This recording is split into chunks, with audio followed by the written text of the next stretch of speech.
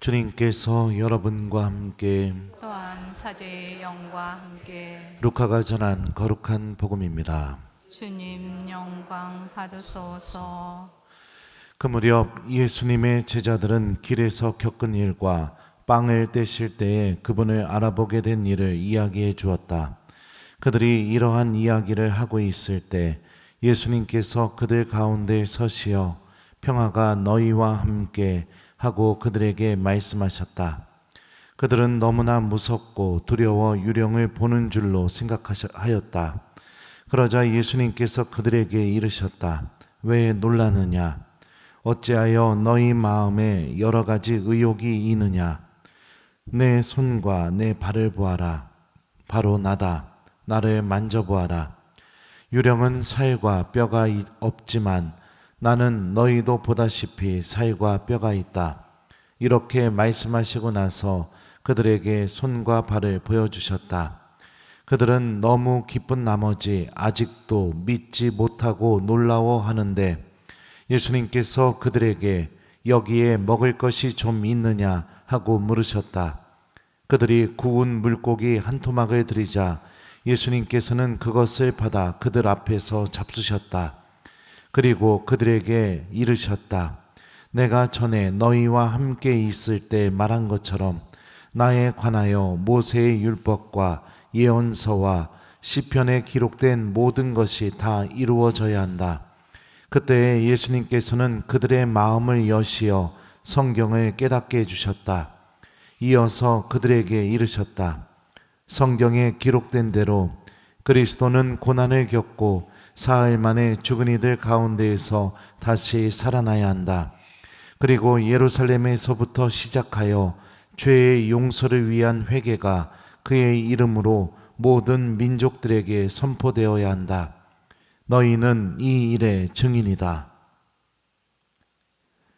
주님의 말씀입니다. 그리스도님 참여합니다. 오소서 성령님,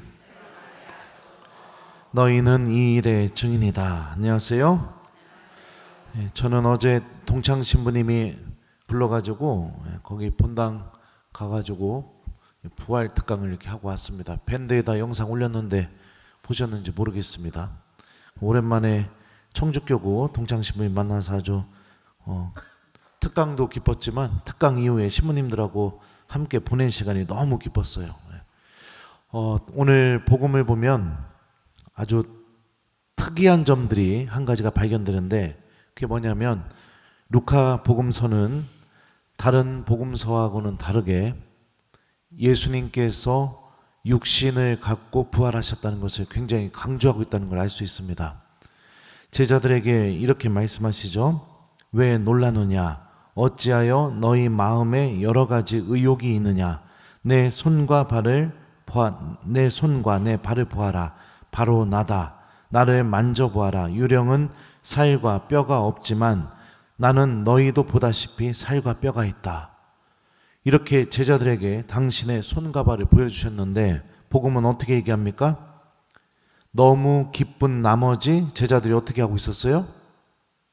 아직도 믿지 못하고 놀라워하고 있었다고 전합니다. 그러니까 예수님이 믿지 못하는 제자들 앞에서 두 번째로 하신 행동이 뭐예요? 구운 물고기 한 토막을 어떻게 했습니까? 보는 앞에서 먹었어요. 그러니까 부활하시자마자 사흘 동안 아무것도 못 드셔갖고 배고프셔서 드셨을까요? 아니죠. 정말로 당신이 부활하셨다는 것을 제자들에게 알려주기 위해서 이렇게 제자들 보는 앞에서 물고기 한 토막을 먹습니다. 육신의 부활을 루카복음은 강조합니다. 영혼의 부활, 영적인 부활. 주님의 부활은 그런 반쪽짜리 부활이 아니라 영과 육이 함께 부활하는 부활인 거죠. 몸은 우리들의 삶의 역사가 기록되는 장소입니다. 내가 삶을 살아오면서 겪게 되는 어려움들, 또 기쁨, 이 모든 게 우리 몸에 기록이 되게 되죠. 그래서 어떡합니까? 어렸을 때 자전거 타는 거 배웠으면 한참 동안 안 탄다 하더라도 다시 타려고 하면 어떻게 합니까? 탈 수 있게 됩니다. 몸이 기억하고 있으니까. 내가 어렸을 때 장난쳐가지고 흉터가 생기게 되면 그 흉터는 어떻게 돼요? 지워져요? 안 지워져요? 안 지워져요. 내 몸에 기록되어 있어요. 그 흉터를 보면서 아 맞아, 내가 어렸을 때 무슨 장난하다가 이 흉터를 얻게 됐었지. 그때 기억이 다시 또 떠오르게 됩니다. 또 내 얼굴에 주름살을 보게 되면서 내가 삶을 살아왔고 노력했던 그런 것들이 내 주름살 안에 고스란히 담겨 있죠. 그래서 가끔은 부모님의 굽은 등을 볼 때 마음이 짠해지기도 하고, 그죠? 또 쭈글쭈글한 엄마의 손을 볼 때 마음이 또 아프기도 하고, 그런 것이 다 느껴집니다. 주님께서 육신과 함께 부활하셨다는 것은 우리들 몸에 기록되어 있는 모든 삶의 역사도 하느님 구원의 대상이라는 거예요. 내 삶을 살아오면서 내 몸에 기록된 모든 역사가 하느님 보시기에 좋은 역사도 있었지만 죄의 역사도 내 몸 안에 반드시 기록되어 있겠죠. 그러면 어떡합니까? 그 죄의 역사까지 같이 부활한다면요. 근데 걱정 안 하셔도 됩니다. 부활하신 주님께서 오늘 복음에서 두 번째로 하신 말씀이 무엇이냐면 이렇게 말씀하십니다. 성경에 기록된 대로 그리스도는 고난을 겪고 사흘 만에 죽은 이들 가운데에서 다시 살아나야 한다. 그리고 예루살렘에서부터 시작하여 죄의 용서를 위한 회개가 그의 이름으로 모든 민족들에게 선포되어야 한다. 너희는 이 일의 증인이다. 부활하신 주님께서 두 번째로 말씀하신 것은 무엇이냐? 죄의 용서를 위한 회개가 예수님의 이름으로 모든 민족들에게 선포되어야 된다고, 너희들이 바로 이 일의 증인이라고 말씀하십니다. 용서받을 수 있다는 것을 알려주기를 주님께서 바라고 계셔요. 죄는요, 참 신기합니다. 내가 혼자 계속해서 갖고 있게 되면 나를 더 깊은 어둠으로, 끝도 없는 하느님과의 단절로 끌고 갑니다. 근데 너무너무 큰 죄라고 느껴진다 하더라도 그거를 그대로 들고 예수님께 가져가서 고백을 하고 용서를 받게 되면 그 순간부터는 죄는 어떻게 바뀌게 되느냐?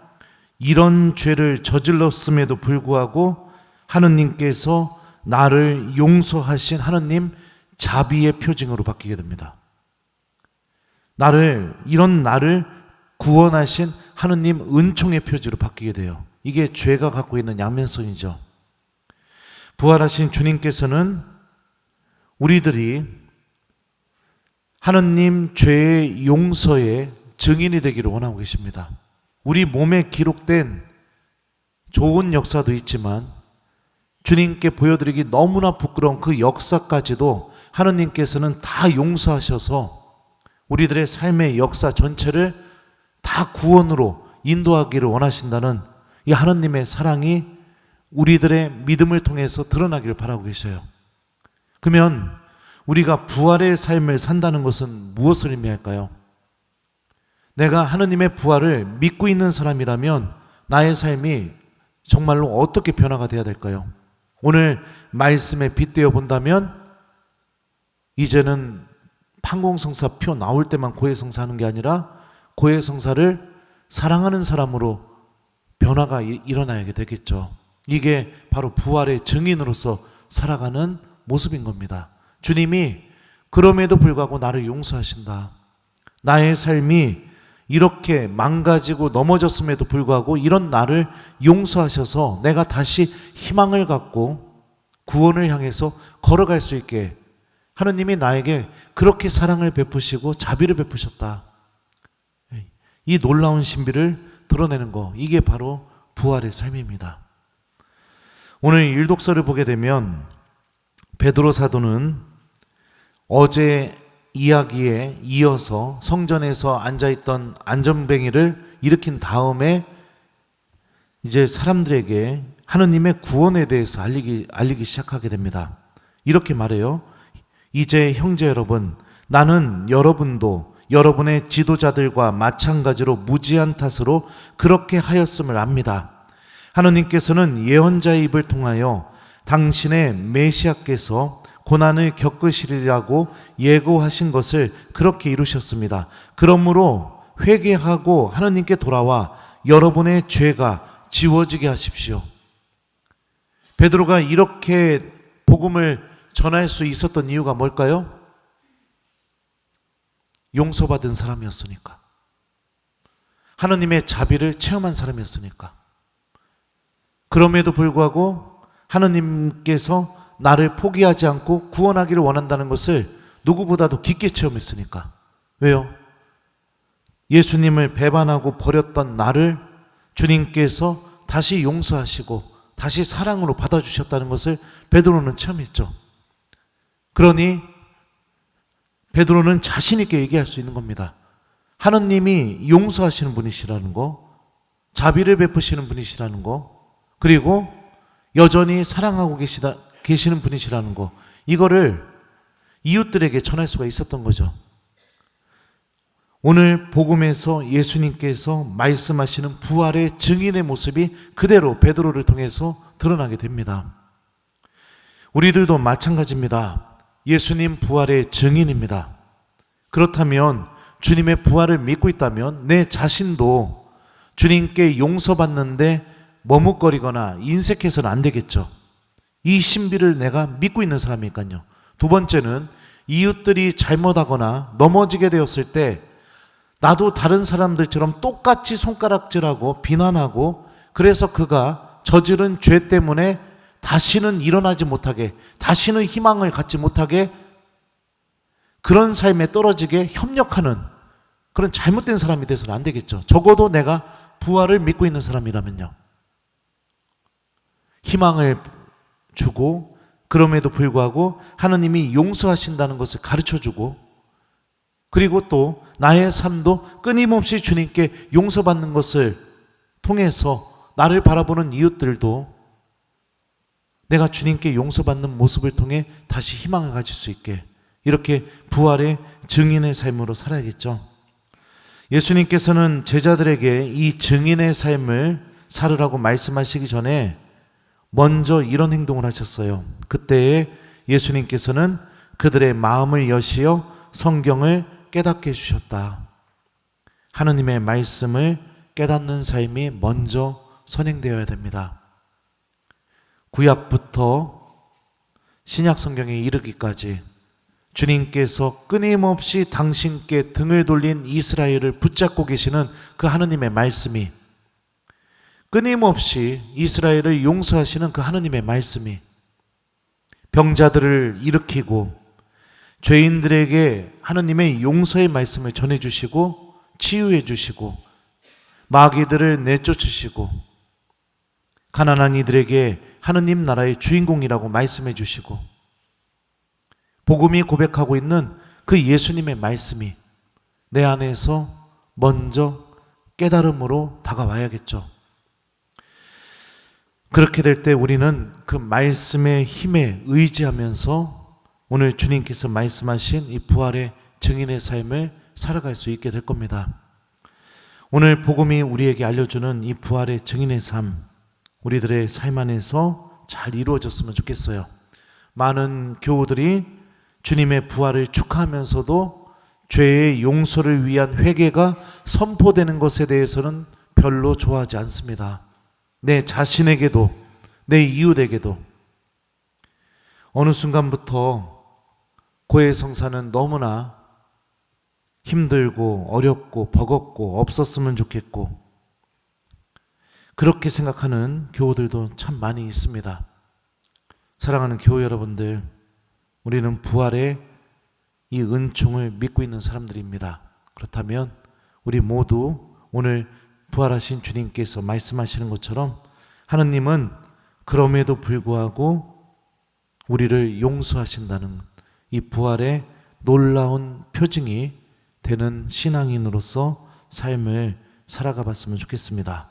자, 그래서 오늘 숙제는 여러분들 뭐 이미 사순 시기에 다 판공성 사셨으니까 특별히 잘못한 게 없겠죠.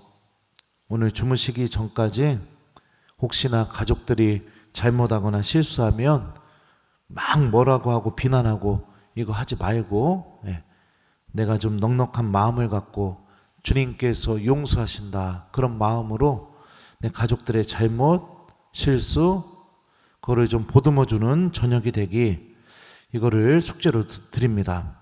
어떤 분들은 그런 분들이 있어요. 한번 잘못하면은 10년 전에 잘못한 것까지 다 꺼내가지고 또 얘기하고 또 얘기하시는 그런 분들이 있습니다. 뭐 마음의 치유가 안 일어나서 그러시겠지만 주님의 부활을 믿고 있으면 이제는 우리가 그런 것도 좀 내려놓아야 합니다. 하느님이 우리를 용서하신다. 이거를 우리는 믿고 있는 사람들이니까요. 그래, 오늘 저녁 예수님 부활의 증인으로서 살아가는 기쁜 저녁이 되었으면 좋겠습니다. 너희는 이 일의 증인이다. 아멘.